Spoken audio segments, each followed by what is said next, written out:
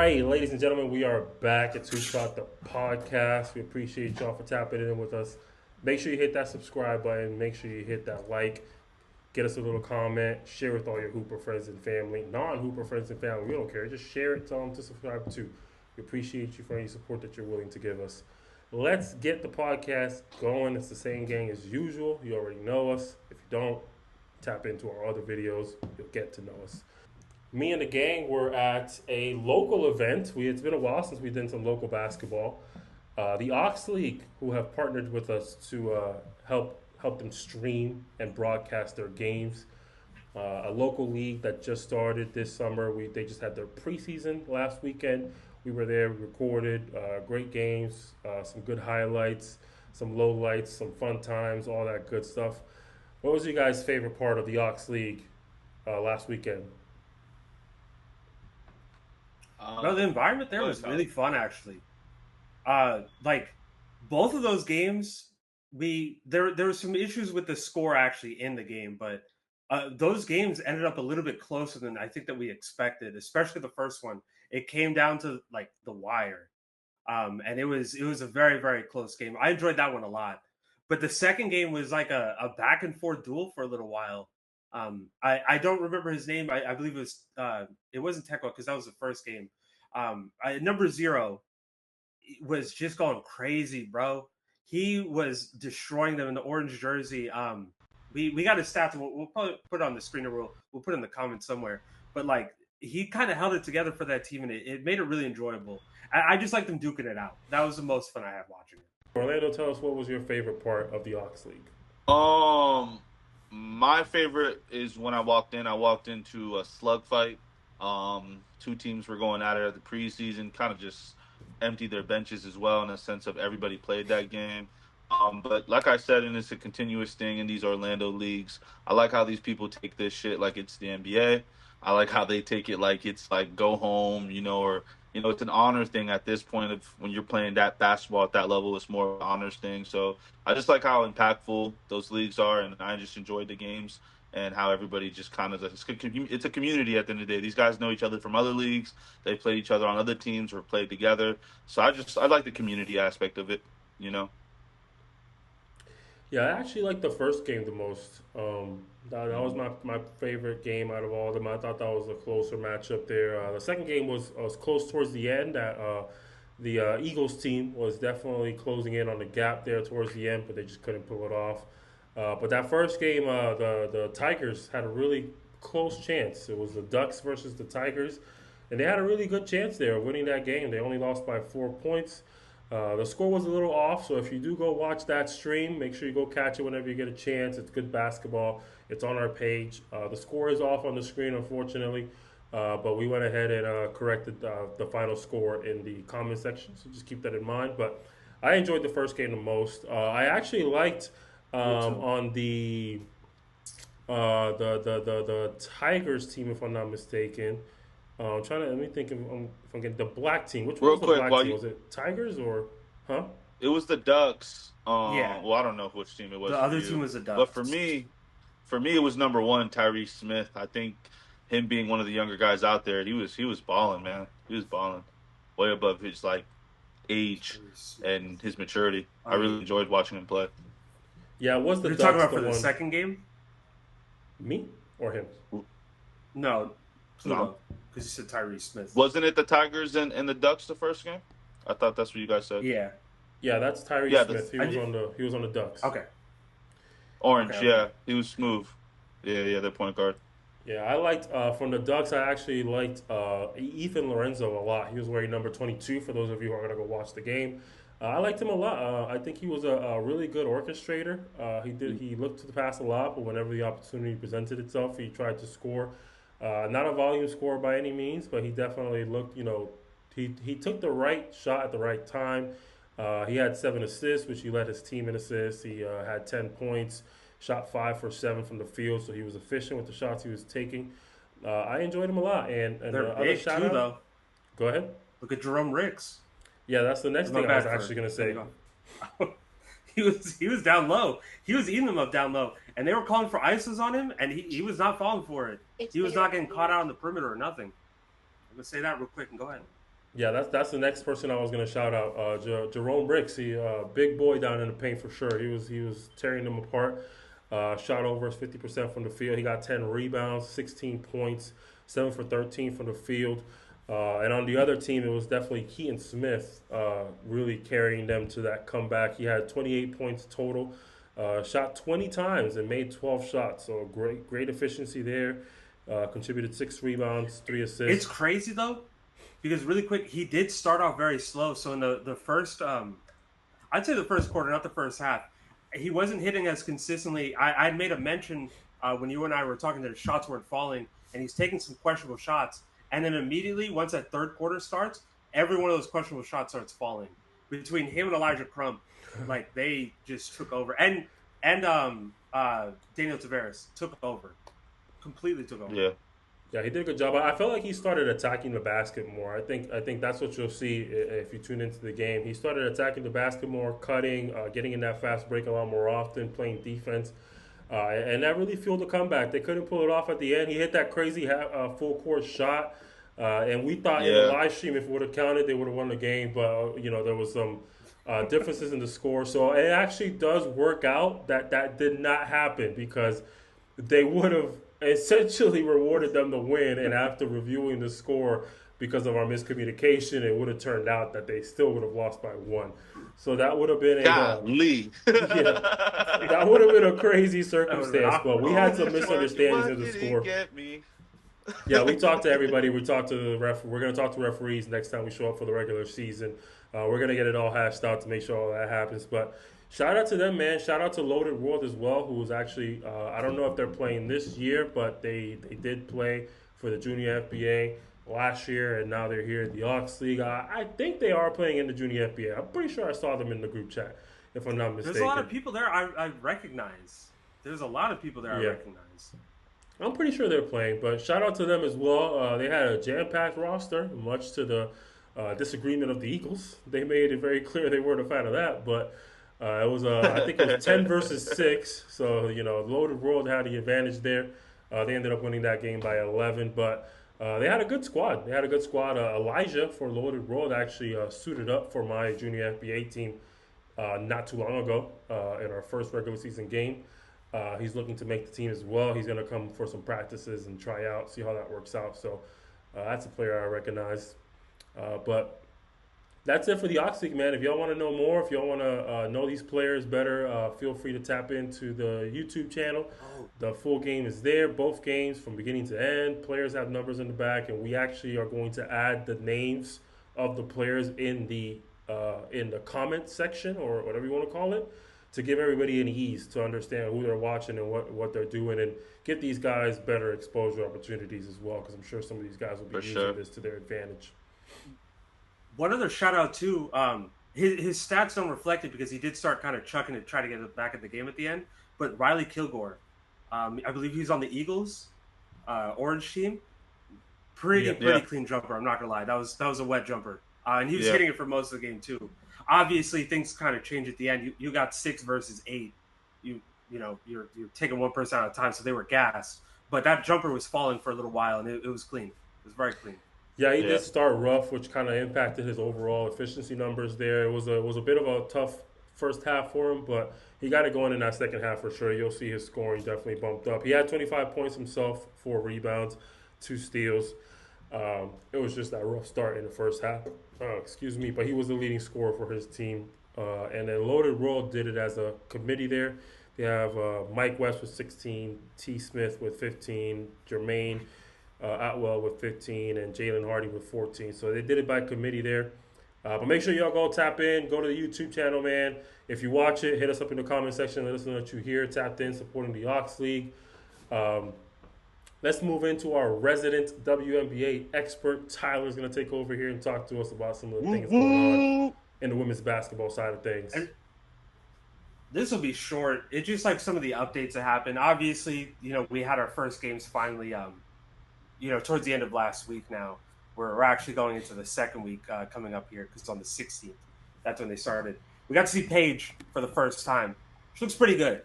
I don't know if you guys have had a chance to watch her, but she's coming in and she looks as poised as she did in in college. She doesn't look like she's nervous. The lights aren't too bright. Efficiency wise, she's not really there yet. But I mean, she is a rookie and she's only played 3 actual games the rest of preseason. But in those 3 games, I mean, she's averaging 13 and 7. I like that. She's averaging 33% from the 3, which is right around league average. She's looking good. And this is on a team I'm gonna call you out on your rounding. Doesn't really have any shooters. I'm gonna call you out on your rounding up process there because you rounded up the 6.7 to 7, but you didn't round up the 13.7 to 14. What was it? Why make that choice? Why not just give it 14? I thought that said 13.1. I'm not gonna lie to you. I really thought that said 13.1. All right, why would you not just give her 14? She's averaging 14 and 7, ladies and gentlemen. Yeah, 14, 4, and 7. I got a question for you, Tyler. Because I'm a Reddit entrepreneur. That's what I say. I'm on Reddit a lot. And I saw here that Paige has like a thing with refs where she becomes like super duper buddy with them. And I know you watch. Oh yeah, she's hilarious. Me and Nas would. Is that a real thing? Is Paige really like a ref whisperer for real? Is that like a thing that follows her everywhere? So she calls out what people do to the refs. I forget who it was against. I think it was against the Lynx last night, actually. 15 on the Lynx kept like grabbing her with her arm. She goes up to the ref during a foul and she's like, she's grabbing me. She's grabbed me like this. In the next foul, in the next free throws they have, she does the same thing. So she talks to the refs a lot. She talks to the refs to complain a lot. But in like, not the Luka type of complaining, in like, yo, like, do you fuck with me type of complaining? Like, are we cool people? Literally, that's what it looked like. Like, are we gonna get a drink after this or what? Because she don't look like she's like, complaining at all. But like, if she not mad, I wouldn't blame her though, bro. Because like that team that she's on is filled with like she has a certified basketball terrorist in Alyssa Smith that she has to play with. So like, she should be getting more mad. I would be getting mad. Got you.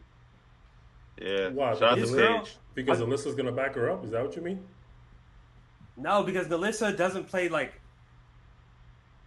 Alyssa does not play winning basketball, in any sense. She's Jalen Green. In any sense.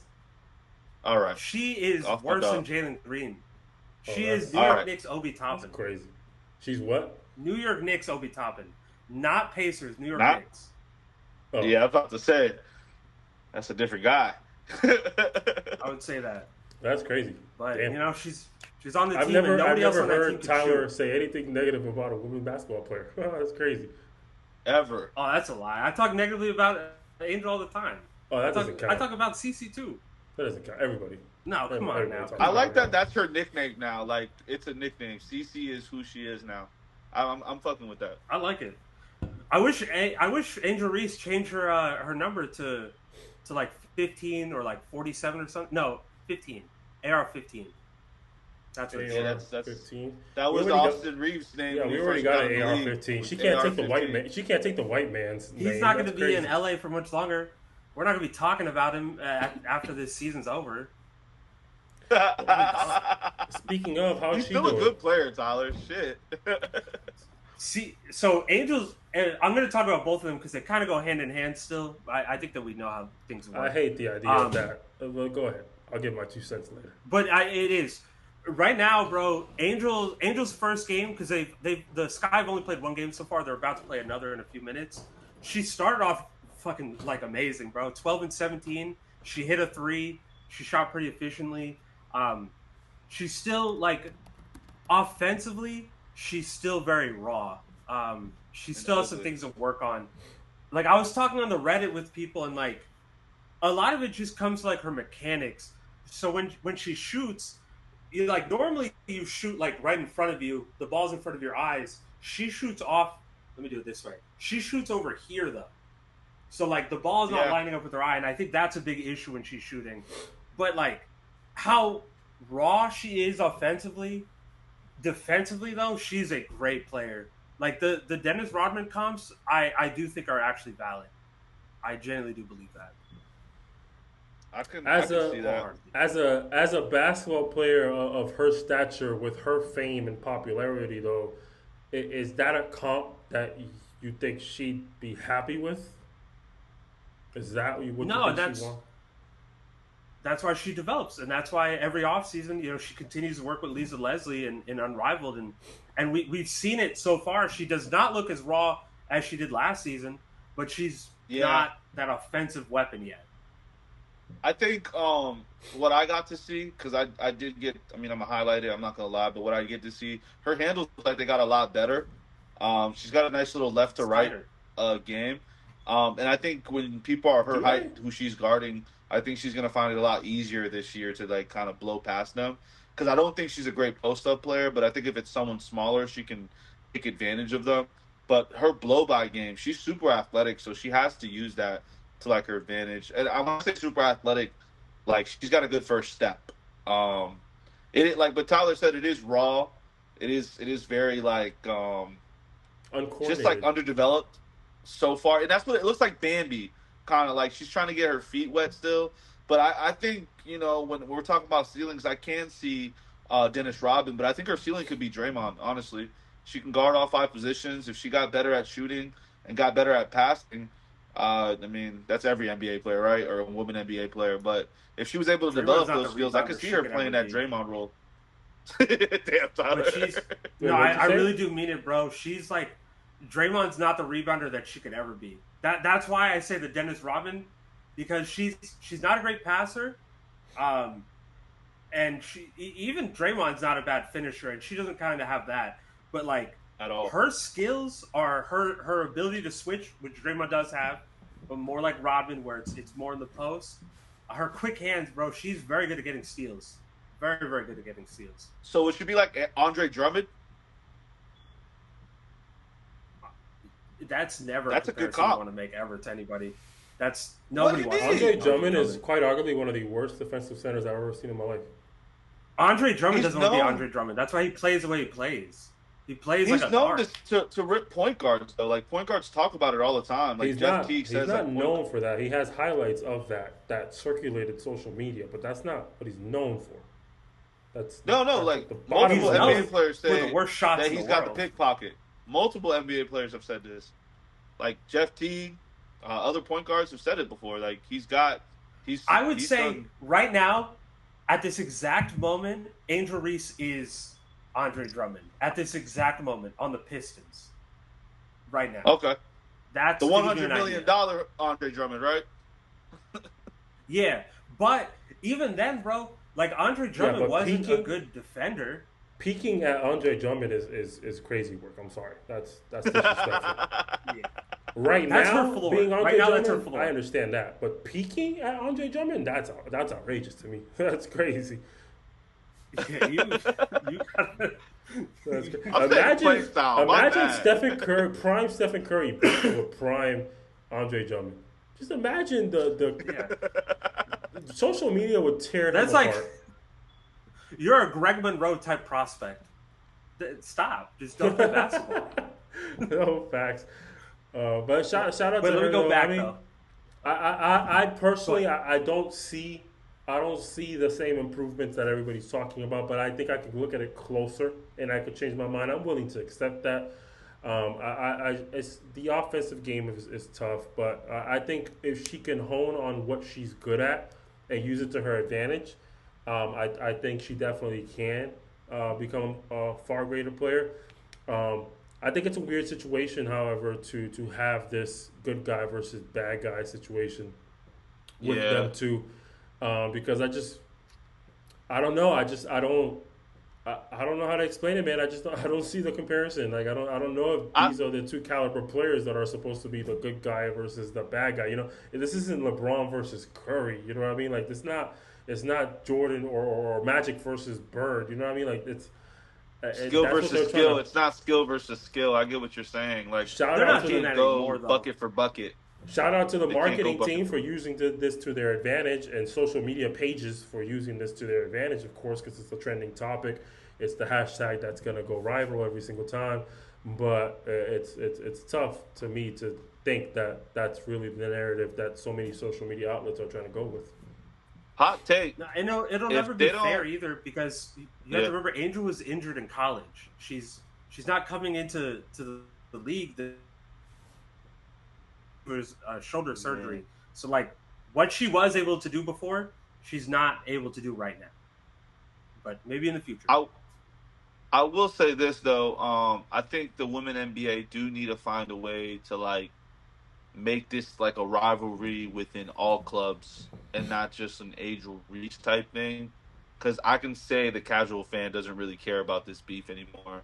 Um, I maybe that's my hot take on it, but I don't think people are I going to think care they about. definitely do. I don't think this is what's going to carry the women NBA this year. I think they need to develop something new. I will say that. I don't know what they could do, but they need a new something new. Pluto. They have Pluto, that was new. the highest watched game that ESPN has ever had, like of any basketball game. No, I get it right now, but I'm just saying for the whole league. You guys think that can carry the whole rest of the year For the season, those yeah. games? I'm talking about what you said specifically about this year. It's doing it right now. I think ride it out a little bit longer. I think that they're going to do that. That's how marketing That was works. more of like a marketing question for you guys. My bad. That's how marketing works. Why would you ever try to fix something that's not broken? And now you have Paige Beckers to also lean on as well. She's going to draw a lot of attention, and it's only going to go up from here. I think they're at the stage. I think they are at their Magic and Bird stage, where if they can capitalize on this correctly, this is going to lead to a lot of money going forward. But it's a matter of, like I said, capitalizing on it. Correctly. But moving on, Tyler, what else you got for us? Well, real quick, that's why I think that they have to continue this. Their CBA is up next year, where they're able to negotiate, and you kind of need the numbers right now. Next year, but like onto at the the flip end, side of this, like at the end of the season, it's finished, or next season. 2026, the CBA will go into effect in 2026. The new one that they negotiate this year. I see. It won't be a lockout, that's for sure. There might be. There really might be. Can they afford a lockout? Well, you know what? Let's not talk about that. What's the next That was topic? the backhand joke to that. That was the backhand joke to that. I'm going to answer that, though, because we did say it. I'm going to answer it. Most of them play overseas. They make more money overseas than they do here. Majority of them. So, but that's not. They don't do that because it's making more money. Specifically, it's because they need additional money on top of what they're making. So they need both salaries. They've been vocal about that. They do that because they need. Of course, they're not getting. But I'm paid saying enough. they make more money overseas than they do here, though. But can they afford to lose what they're making here as well? That's my thing. I don't think they can. I'm sure they would like to. Nobody wants to. But on to a more happy subject. Somewhat happy. Not as happy. We could talk about, and this is kind of a twofer. Actually, you know what? I'll start off, instead of going to Caitlin, let's start off with DeWanna Bonner, because this is kind of cool as well. So DeWanna Bonner moves into third overall when it comes to all-time leading scorers. Third overall. Did I say that right? Does that make sense, what I just said? Okay, yeah, third overall. Now that you question it, leading I'm scorers. also questioning it, but I think you said it right. She's third all-time leading scorers for WNBA. She just took over Tina Thompson. She's at 7,489 or 7,489 points. Still playing. Everybody else that's above her in the list is not playing. There is a very, very high chance that she is able to get above Tina Charles. She's only 250 points away, so that's very likely. The funny part that I wanted to talk about, because DeWanna hasn't really started off that great this season, but in the game where she goes to third all-time in scoring, that's actually the game where CC hits her triple-double. It's against the Sky. So they're beating them by like 35 points damn near. Caitlin Clarke is out of the game, and they bring Caitlin Clarke back in the game just to secure her triple-double and get DeWanna Bonner her third all-time leading points. I thought that was pretty cool. You kind of got like two records in one. Yeah. What do you think about that? I like that. Yeah, it's fresh. I think it's always good to see when coaches respect vets enough to give them that opportunity. Yeah, it's amazing. I love it. On to Caitlin Clarke. Caitlin Clarke has been playing amazing. She is probably a front runner for MVP currently. I would say she's at least going to be top 3 in voting. She was top 5 last year, and she's already starting off. They've only played 2, but listen, there has to be a front runner at some point, right? Yeah, I guess Why you're not not start wrong. now? I guess you're not wrong. Why not start now? Immediately, once we start looking at stats, we're like, oh, this guy's playing really good, right? Imagine Stephen Curry drops 50 the first game of the season. Oh, he's the front runner for MVP. That's what we do. That's literally what we do. You pretend like that Literally, doesn't happen. that's our jobs on this podcast. I hate our to live in jobs. the That's moment. not even us. You pretend like ESPN doesn't do that already. Yeah, Yeah, I they do. hate, They do. I hate the media. I hate us. Yeah, bro, you know they do it. But I mean, she We started have off an really great. MVP She's race already by had like the two. 10th game of the NBA season every year. The MVP Yeah, we race already starts. know. Her first two games though, she's already had 20 and 10. So last night, or sorry, 2 nights ago, she had a loss, unfortunately, 27 and 11 against Atlanta, and then obviously the 2010 and 10 against Chicago. So she's coming in and she's playing very well. She's playing like she did the second half of the season after she had that rest for the All-Star break. I think if I had to bet that she's going to maintain this and she's going to continue going crazy, because there's really no reason not to think so. Her team got much better. They upgraded just about every position possible, and they got rid of Alyssa Smith, which is a huge upgrade. I will say that because she's a basketball terrorist. That's crazy how that just came around full circle. But yeah, I've heard the rumblings as well. I think she definitely can continue this. What I am happy about the most is like Caitlin Clarke has definitely lived up to the hype, and that's not easy to do. That's not easy to do at all. She's lived up to the hype. You know, she's. Oh man, I'm about to say it. I'm gonna say it. Has she lived up to the hype in equal standings to how LeBron lived up to the hype? Oh no, No, don't do that. That was disrespectful. The first half of her first season did start weaker, and it was good, but it wasn't like how LeBron came out and he dropped 25 and 5 on the Kings immediately. But she took her team to the playoffs in her first season. It's still a very good one. I'm not saying it's not good. It's very, very, very good. You're just saying did it live up to LeBron's hype where he met the exact standard? No, she didn't meet the exact standard people said. Oh, well, I guess. All right. If people say way too early for those comps. I'm not gonna lie. You got like a 22-year-old body of work. No, he's not saying that. No, I'm just saying like. Oh, are you saying like initially coming into the NBA, did she? Is that the question? Maybe I heard it wrong. There. I don't know if it was just me. Say that again. Like up to this point in their career, up to a year and 2 games into their career, did they live up to the same level of hypes that they both had? Where obviously we know LeBron's. Oh no, I think Caitlin kind of lived up to that. I think Caitlin might be. She's close, but I don't think so. I think she might be a little bit better than Braun if we're gonna pace them at where she's at now in her stage of the career. She's arguably the best player in the league already in year 2. She's MVP. She's gonna lead the league probably in 2 statistics, which is scoring and assists. I don't think LeBron made quite the impact that she did coming into the league.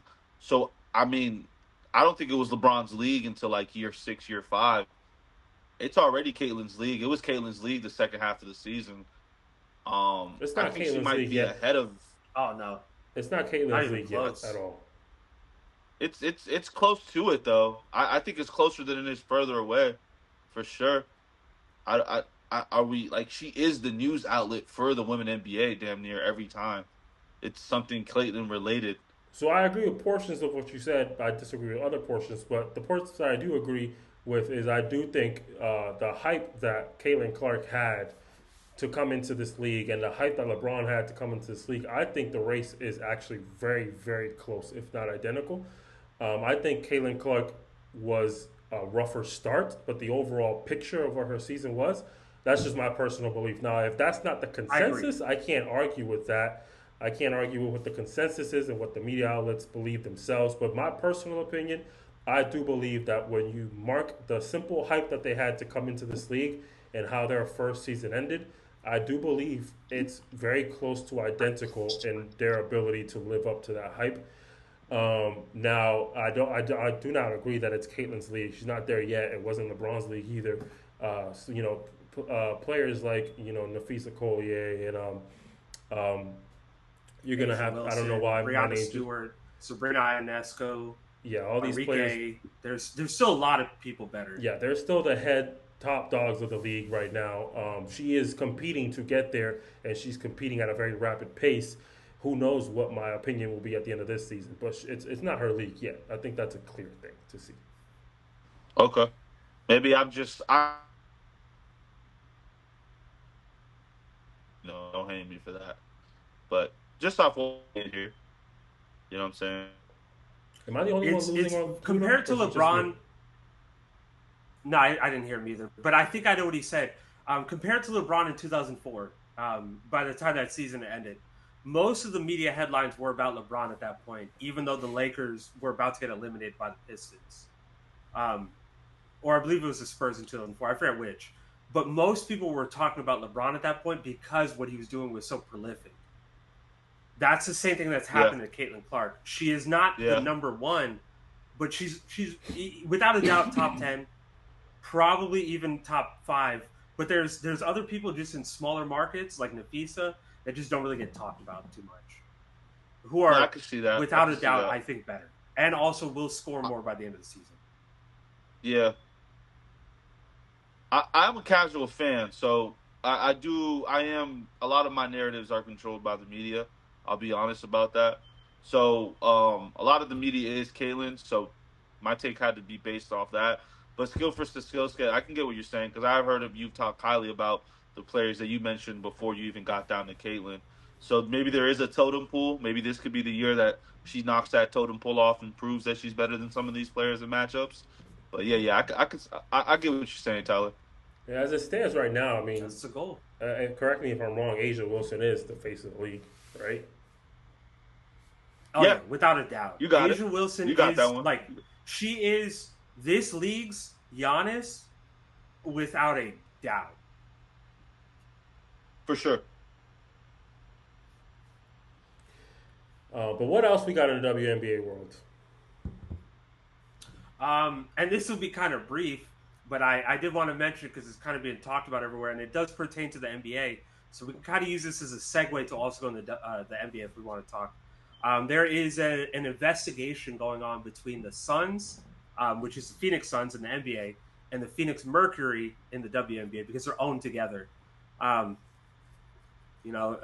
big part of this allegation goes into, employee harassment, people not getting paid, people getting fired. But it also goes into some allegations that there were, some affairs with one of the players on the Mercury who's recently, who recently signed to the Indiana Fever. And I thought it was crazy because I feel like up until recently, we haven't really heard too many affairs with like front office people and like anybody else. We heard the thing with Ime, obviously, with the Celtics, but outside of that, has there been any other situations we've heard of like this? Not that I can think of. There was the I don't know if it was front office people who got impacted, but there was that player from the Spurs. I don't know if it was pedestrians or if it was people in the front office, but there was somebody who lost his job. Oh no, Josh Primo was doing it at massage clinics. Oh, okay. So then I was wrong. So then, yeah, the answer is no. Yeah, he was wilding out. I don't hear about it often at all. Yeah, it's crazy. They're going into it, and she had to like make a post about it yesterday. But like, it's some pretty crazy allegations, and it's kind of like it kind of shows a big reason why she's not in Phoenix anymore because they're still also a very good team themselves with the Mercury.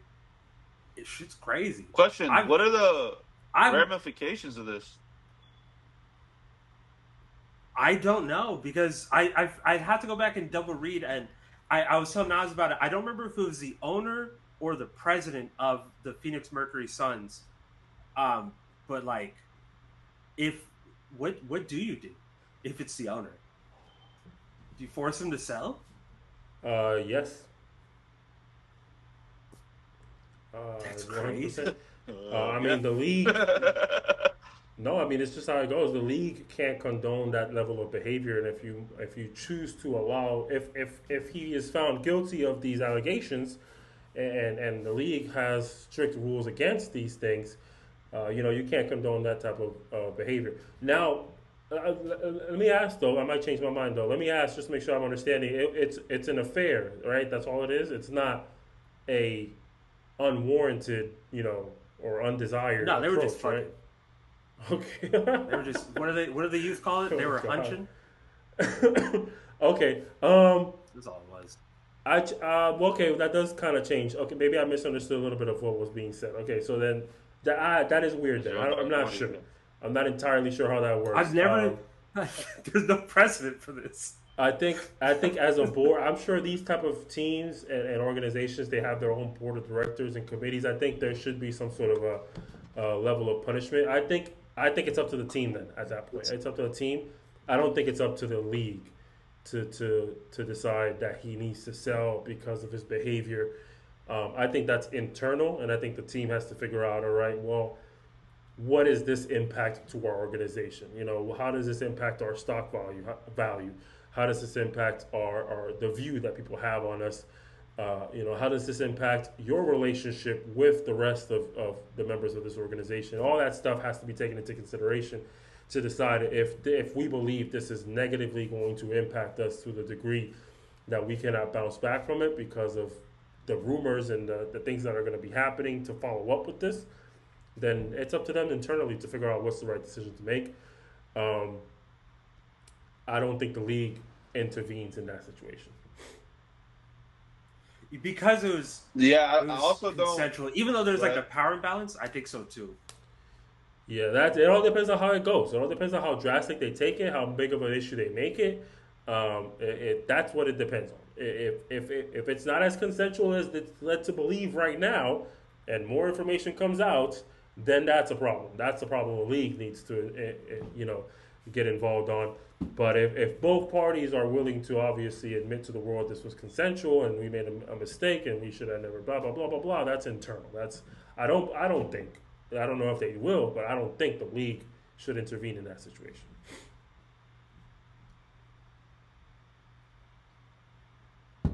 Pluto, you were saying something? Nah, it's just hard to sell a team. So if they are, they better get to it because that takes a long time. That's not an easy process. That could take years at a time. I know that the Clippers one was something that was expedited, but I mean something like this, I don't think he'll end up selling the team.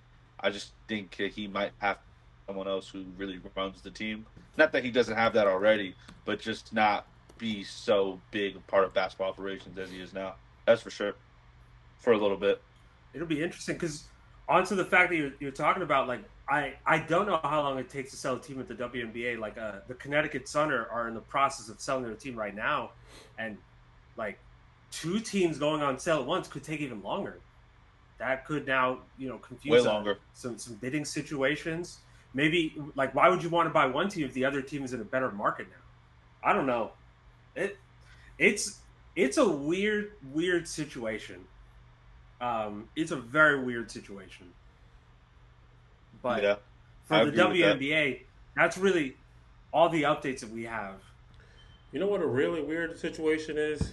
The NBA fumbled. The NBA fumbled and they announced the MVP before they were supposed to. They had it on live TV. Shout Like out to six Tyler. times. They had it on live TV. No. Go ahead. Sorry, go ahead. I was gonna say really quick, that's not the only time I saw it on live TV. That's the third time I saw it at that point. But go ahead. My bad. Yeah, there you go. They Okay, had it so- on live TV 3 times apparently before that as well. But yeah, they fumbled. They announced the MVP. But we're here to let y'all know if you haven't tuned in already, or if you haven't been tapped in already. Shai Gilgeous-Alexander is the 2024-25 NBA Most Valuable Player, rightfully so. My vote will continue to always be. I believe that rightful MVP, but I believe Shai did not deserve it or was a crazy choice or anything. I'm not opposed to it. I'm not here to or nothing like that. I believe Shai 100% had a season that MVP deserving. I think it was a close race. So shout out to Shai. What do you guys think? What are your thoughts? Move on from this quick. We've talked about Shai. I mean, I don't think it's bad that he got it. I can understand him getting it. I understand him not getting it. I was on the side of voting for him though, and I do think he was deserving. I think either choice that was made there, I agree with though. Agree. Even if Giannis got it, I wouldn't have been opposed. I'm not even kidding. More, Yeah. I more really than would not. Jokic and Shea, of course, but not opposed overall. Since last year in the summer. Uh, not only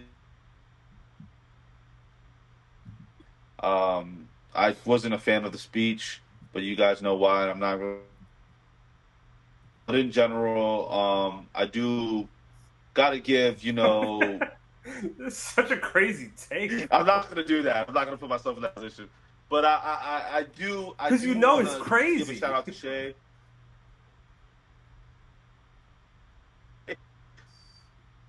He is the best player in the league. Um, I felt like he should have got it last year, and I felt like Jokic should have got it this year. But either way, well deserved. Small market, and You I think love Shea when should these have got it players come last from year? small markets. I think he could have got it last year. I think he should have. I think it was more over. It's a little overdue. Um, but again, small market. My favorite player ever is LeBron. I tip my cap to you. I shout you out, man. You're a great scorer, a real foul merchant. You're changing the league. Just want to shout him out. Oh, He did good. He why did deserves it. why did you just randomly tell the world your favorite player was LeBron? Where did that? How did that? No, no, no. It How did that has impact your small take? market players coming from small markets. Oh, I was I about to like say, when like, how did you just? MVPs are won That in was a small shameless markets. plug. You just randomly inserted that. I'm a LeBron fan, guys. Nah. Small market vibes. Small market vibes. You know what I'm I'm not gonna saying? lie, I was That's scared, all bro. it I is. thought you were really gonna try and turn this around and say that LeBron deserved MVP this year. I really think that's where Nah. But he was number 6. He was number 6 on the list at it's year pretty 40. high. 40 years old. It's pretty high, but yeah, shout out to Yeah. Shea, man. Great way to segue out of that. Another announcement that the NBA has made. This one they did it in a timely manner. This time, the all defensive teams have been announced, y'all. Let's list them off and let me know what you think. All defensive second team, a bunch of new names on the top 10 defenders in the NBA list. We have Tamani Kamara. Did I pronounce his first name right? Is it Tumani? Tamani? Yep. Tamani. Rudy Gobert has dropped down to all defensive second team this year. Jaren Jackson Jr. has also dropped down to all defensive second team this year. Jalen Williams has made the list for the first time in his career. Shout out to him and all those dogs over there in OKC.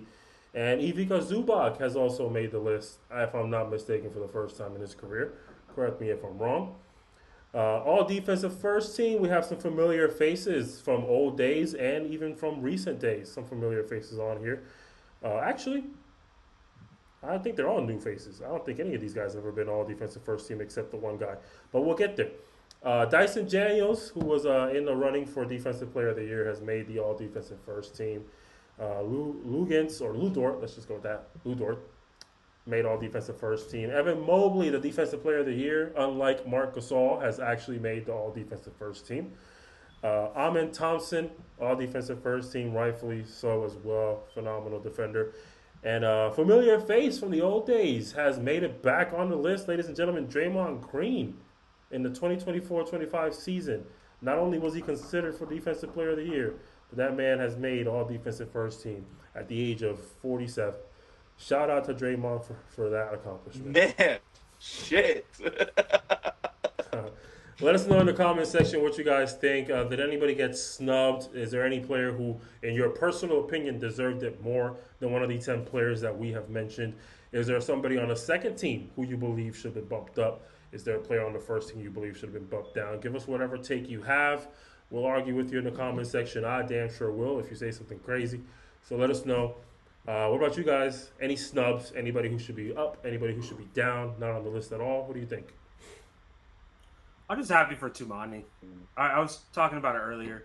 I picked him up in the 2K draft that we did, hoping he'd be like the actual Tumani Kamara, but they made him so slow. He's not as fluid as he is in game, but like he's a second or third year player, and I believe he's not even on his first team, if I'm correct. And he's just great. I think he was on the Suns before, and I don't know how they didn't find use for him. He can kind of do everything defensively. He's a Swiss Army knife. He's like a bigger Alex Caruso. Oh, no, he never played for the Suns. Yeah. That's what I'm saying. Why Not did you to not figure him out? No, I mean like Yeah, he never played. He was never on the roster for a full season. That makes I sense. would say what Tyler says. Shout out to Kamari. I think that's how you say his last name. Definitely shout out to him on 2K. I always pick him up. He's a good glue guy. He's a really good player to kind of just a player to have, a dog. But really, I mean, I want to shout out to the old ship handler, Draymond Green. People were saying he was falling off. People were saying that he's not that good. I think this was a great season for Draymond. Um, take away, the challenges they had in the beginning of the year. I feel like if this roster was together the whole year, it'd be a different, conversation for him. But yeah, he's definitely, no, shout out to him, man. And also, shout out to Zubac. I did not know you were a defender like that, brother. Way to hold it down. I didn't know you were that good of a shot blocker. I looked at everything, and yeah, definitely a great defensive rebounder. I think that comes into play with this as well. But yeah, shout out Zubac, 100%. I just want to shout out those two guys. I Yeah, think they did pretty good with this list he's as a well, great Nas. defender. Yeah, and I want to say I'm pretty good with this list. I can't figure out if they're missing someone that they don't have. But Did it happen again, or was it just me? Yeah, we actually we're trying out this new Daft Punk filter. So if you hear us ever sounding kind of weird, that's all it is. I'm not gonna lie, guys. Getting out of the meeting too, so yeah, I apologize for everything. Yeah, I'm not entirely sure what just happened there, but I guess that's our way to move on to the next, and this should be our last topic of the day, if I'm not mistaken. Let me look at the notes just to make sure. But yeah, NBA playoffs, ladies and gentlemen, that of course is not ended, so we're not going to stop talking about it since the last time we spoke. The Knicks, right? The Knicks finished their series. I believe it was still ongoing when we were on our last podcast, and the Thunder also. The Knicks had concluded. just closed it out, I thought. Yeah, that night they closed it out. You're right. Yeah, but not before we finished our podcast though. Okay. But yeah, essentially, yeah. Either way, now we have the Knicks versus the Pacers, phenomenal game one, and the Thunder versus the Wolves. Depending on who you ask, phenomenal as well. Maybe not as much. But let's start with the lesser game out of the two, in my opinion. Maybe you guys think differently. I'd be crazy if you do. The Thunder versus the Wolves. Wolves started off pretty strong, I would say, and there was definitely some hope there that they could have taken that game one. And then the second round happened. I mean, the second half. What is wrong with me? The second half happened, and I'm not entirely sure what the speech was in the locker room. Not entirely sure who spoke up and who yelled and who got, torn a new one. But let me tell you, OKC's defense in that second half had me wanting to call the cops. I was like, those men in Minnesota are getting harassed, and they are getting torn apart. Anthony Edwards is getting hounded like he's never been hounded before. Let me tell you, when you're talking about Caruso, you talk about J-Dub, you talk about Dort, you talk about every single defender that was available. And they have a lot of them available. I'm sure you guys know. They have a lot of them available. We're just taking turns torturing Minnesota's ball handlers. It's like, if you're passing the ball, we're going to switch. If you're setting a screen, we're going to switch. Because every single time there's a defender in front of you, he will be a lockdown defender.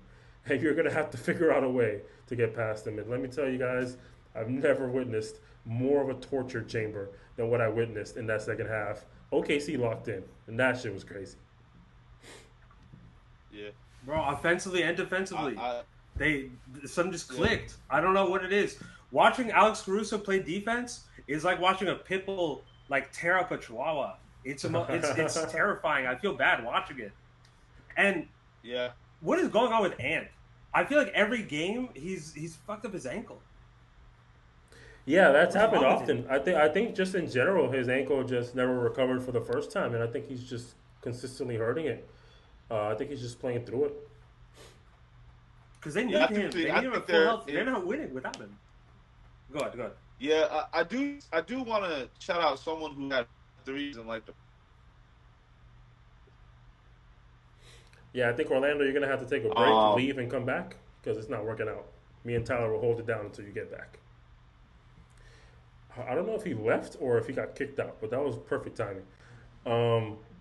But yeah, I'm not entirely J-Dub sure. actually looked good, which was refreshing though, because J-Dub, when he looks bad, going on like TikTok, going on Instagram, even on Reddit, and seeing like those J-Dub dancing compilations where they're making fun of him, I feel so bad, bro. It's like when you need J-Dub and it's like him doing one of the dancing compilations or something. I feel so bad. My favorite thing is when they transformed him to Draymond. My favorite thing is when they transformed him to Draymond. I've never seen that. Never have I seen that. They transformed into the Draymond Green. But my take on this, yeah, first half was Randall, and I think the gap to winning this series for Minnesota is going to go through Randall and Anthony kind of be the cleanup crew at the end. But the only thing about this OKC team, and you guys kind of harped on it already, Mike Conley, DiVincenzo, Anthony Edwards, they're not going to – they can't get anything off.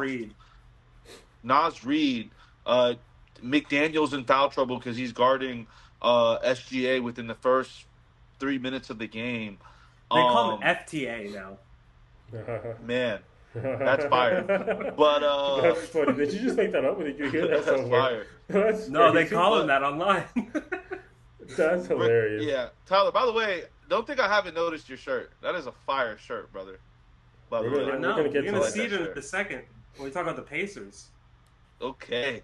But, yeah, regardless of the fact, I just feel like OKC – at first I thought it was a good matchup, and then I found out about OKC's bench, and Minnesota's bench is – I think DiVincenzo is going to have to play out of his mind to even keep this game close.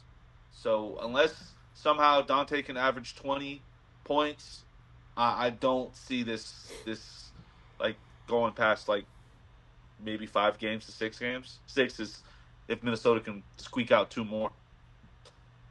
It's tough because so people are going to look at the last series and discredit OKC, but like the Nuggets were the perfect matchup for them to really struggle.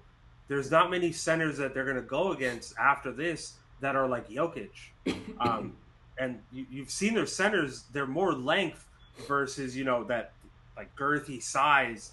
Like they're not really they're not great post defenders. They're great help defenders. They're great shot blockers. They're amazing rebounders. They could switch on the perimeter, but like you're asking a lot of these people to guard Jokic, and we saw what happened. And then you also have Aaron Gordon, who's also extremely physical. The Timberwolves don't have that.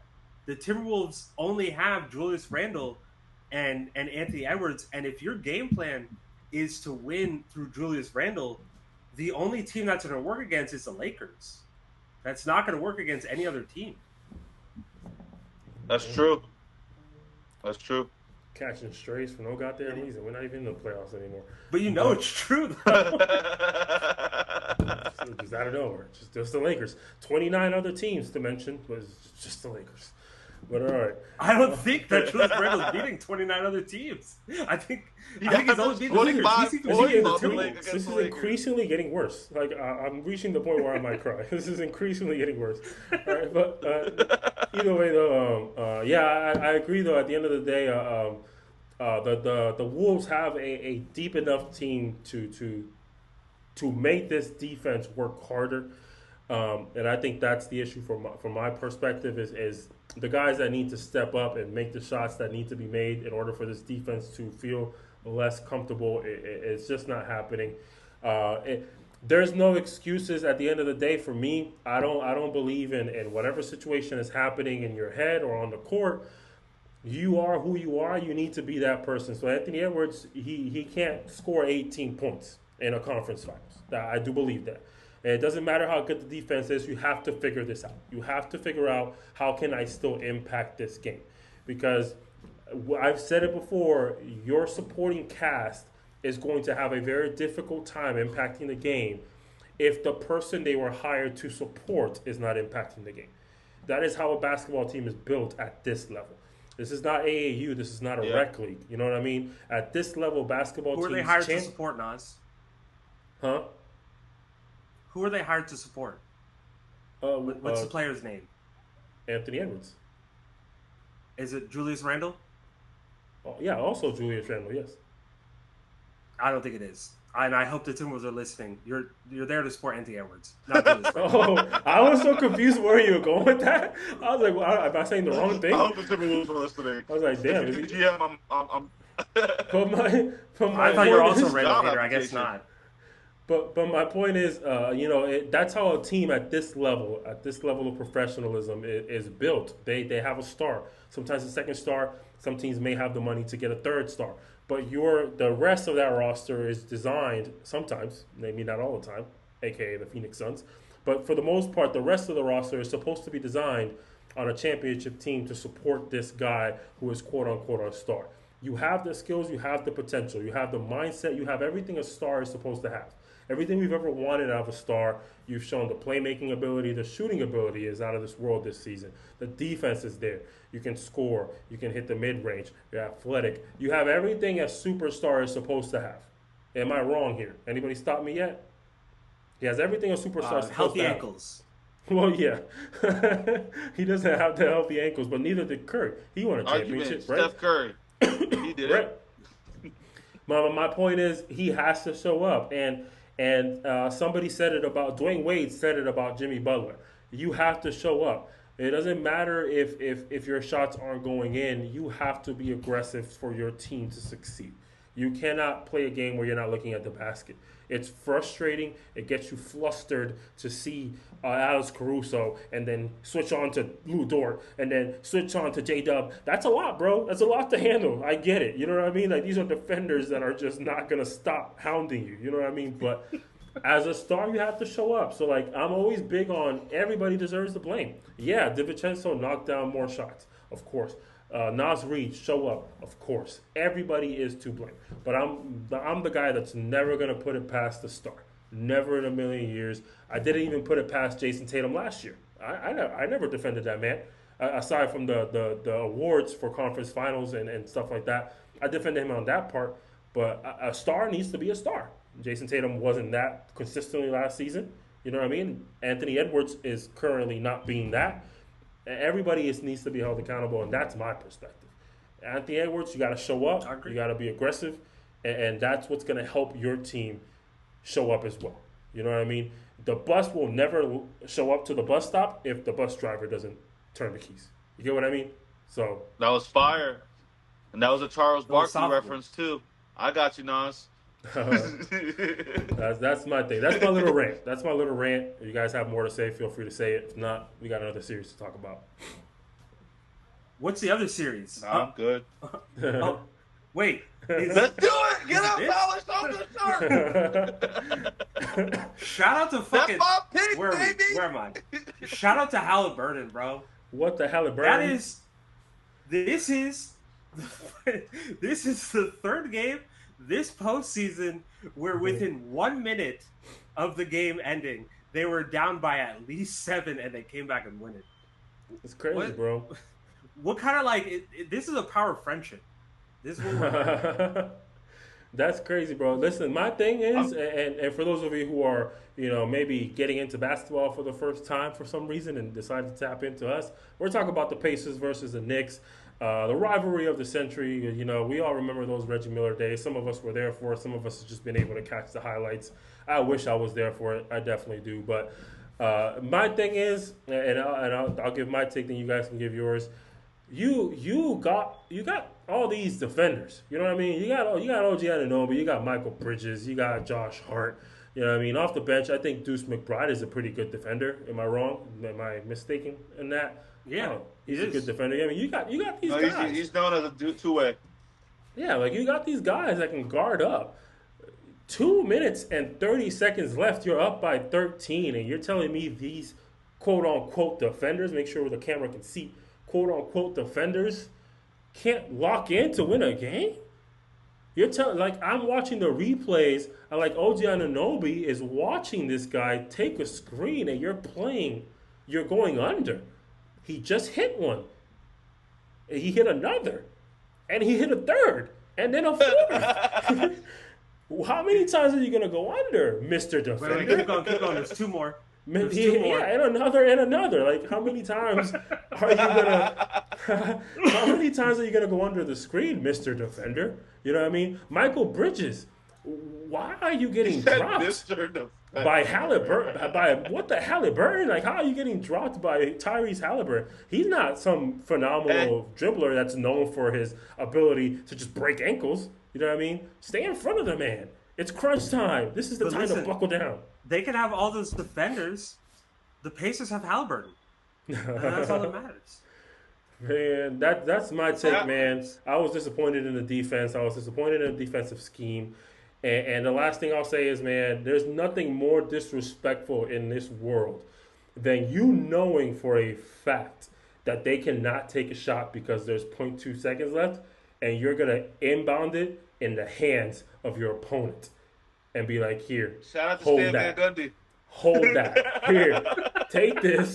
Shout out to Stan Van Gundy. Take it home with you and practice your shot because you need to. I'm going home. Like, remember this day. Yeah, remember this what day. we did here. But go ahead. Y'all turn now, I'm not going to lie. I've definitely been excited for this moment right here. I've been talking about it with all my coworkers. Shout out to everybody who shared my video recently, our video, right, for the podcast. I've had the Pacers since the Cavs series, even before that. And I'm not going to sit here and say I told you so or none of that. But I did say this team goes as far as Haliburton is. And Haliburton has been playing out of his fucking mind since I've said that. He's had games where there've been bad games. But in general, like, the Pacers, they're one of those teams that you have to kill them. You cannot leave life in them because they will come back, and Haliburton will make a three-point shot. He's 85% with tying or head-to-go baskets. At the end of the day, Pascal Siakam had a bad game, a horrible game. Really was not playing a lot that game. Neymar didn't really come alive until maybe overtime. This was the Nesmith game. He kind of controlled it. He played really good defense against Jalen Brunson when it mattered. Jalen Brunson was kind of like trying to sell some fouls throughout the game like he usually does, your typical salesman. But at the end of the day, man, this wasn't like a win that happened because the Pacers were dominating the whole game. This wasn't a Nesmith game. This game was until the quarter tracker hit number 4. That's when it became a Nesmith game because he was just regular. He was just regular Aaron Nesmith or whatever. I'm sorry, whatever his first name is. I'm sorry if I got that wrong. He was only regular the first 3 quarters. But when that 4th quarter hit, I'm almost positive that was Reggie Miller. I'm almost positive. Reincarnated. He went into I'm a star, soul. baby. He took over Aaron Nesmith for the next 17 minutes and just put the Knicks to sleep one more time. And then he whispered in Tyrese's ear to do the choking emote. Just one more time. That's literally, Tyler, you hit it right on the net. That's my last take on my take. I think Reggie Miller calling these games is poetic justice. And if the Pacers do beat the Knicks, there's no one better. There's not a villain than Reggie Miller himself being the one to laugh at the end and saying the Pacers are going to the finals. That's what makes this awesome, bro. If the Pacers win this series, Reggie Miller has to announce the Eastern Conference Finals MVP. He has to be the one. He has to. Oh, yeah. He has to. Yeah, he has to. Do you know what would be worse? Try to think of this as a Knicks fan. Like, you're a Knicks fan. You go into this game. 4th quarter starts. You guys have been up for majority of this game. You got a 99.7% chance to win. Real quick. Wait, really quick. I'm not going to go the full thing. You expected to fully win. Everything's going great. You guys are just hitting shots, playing great defense. Reggie Miller's calling the game, which kind of sucks.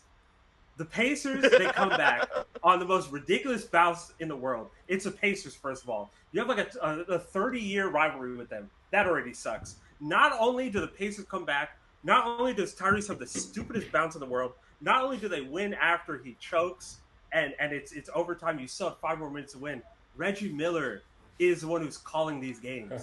You have to listen to Reggie Miller the entire game. As a Knicks fan, bro, I commit Sudoku. Wow, I like that. I'm taking that, by the way. But I wanted to even harp on something, Tyler. These people woke up and paid $600 for nosebleeds. Like that No, no, sucks, no, no. man. Not even 600. I saw the prices. Nosebleeds were 18. They were $1,800 That's to insane. watch your team lose like That's this in New insane. York. I'd be sick, bro. That's a But I'd be month's hurting. rent to watch Tyrese Haliburton stunt on you hoes. I'd be sick, bro. It's safe to say you'd be Haliburton. You'd be Man. Haliburton. I fucking hate you so much. Regardless But onto what I of was the going to fact say, though. that my take here. Oh, go ahead, Tyler. Go ahead. My last. No, go ahead. End your take. My bad. 5-0 against the. Oh yeah, last thing. Pacers 5-0 against the Knicks. Need to get it up. No, we lost you again, buddy. All right, Tyler. So your the time. Pacers have done this in every single series that they've been through this season right now. And I also want you guys to remember that this is not something new to them. They were doing this towards the end of the season. They had 15 games this season that ended, or that was within 5 points. Sorry, I'm saying this so weird. There's like a clutch stat or whatever the NBA tracks, where if you're within like 5 points within the last 5 minutes, like they consider that as a clutch game winner. The Pacers had 15 games in that criteria. So they were doing this in the regular season. They did this against the Bucks, which we thought was a fluke.